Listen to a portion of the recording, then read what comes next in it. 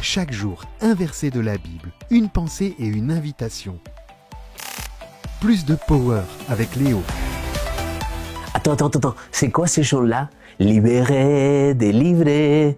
Non, je sais, j'arrête de chanter, car avec le rhume, ça fait encore plus mal aux oreilles. Mais avez-vous déjà ressenti cette joie de la libération, celle qui survient lorsque quelque chose de lourd est élevé de vos épaules, ou que vous vous sentez complètement affranchi de quelque chose? Vous savez, parfois il y a des fautes, des mensonges que nous portons depuis très longtemps et que, une fois qu'on les confesse, nous nous sentons libérés. C'est comme le prisonnier qui, pendant plusieurs années, il a réussi à cacher son crime. Mais un jour, il n'arrivait plus à dissimuler et il s'est rendu à la police. Une fois condamné et en prison, il se sentait libéré du fardeau de la culpabilité.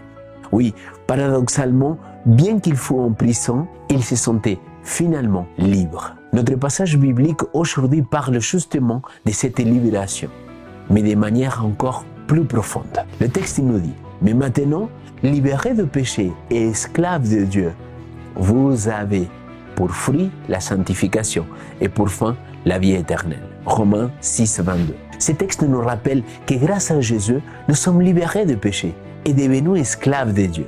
Oui, je sais, c'est très paradoxal, c'est une inversion puissante. Qu'est-ce que je veux dire? D'une servitude à quelque chose de destructeur, nous passons à une servitude à Dieu, avec comme fruit la sanctification et comme aboutissement final la vie éternelle. Comment? En contemplant Jésus. Nous recevons un principe vivant, le Saint-Esprit, qui commence à travailler dans nos cœurs. C'est un processus continu où le croyant avance de grâce en grâce et se transforme de plus en plus à l'image de Christ. C'est un processus qui nous conduit vers la pleine mesure de la stature en Christ. En contemplant Jésus, nous recevons un principe vivant qui se déploie dans nos cœurs.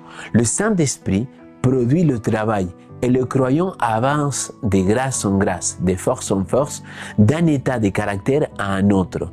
Il se conforme à l'image de Christ jusqu'à ce qu'il atteigne la pleine mesure de sa stature en Christ. Ainsi, le Christ met un terme à la malédiction du péché et libère l'âme croyante de son action et de son effet. Mon ami, quelle bénédiction nous avons d'avoir un tel intercesseur.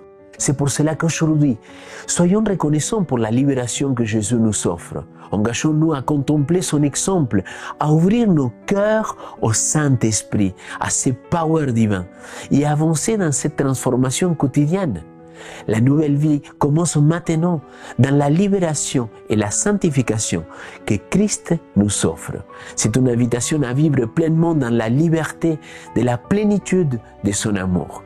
Je t'invite aujourd'hui à déposer tous tes fardeaux entre ses mains et te sentir enfin libéré, délivré, pour qu'il te donne encore plus de power pour cette journée.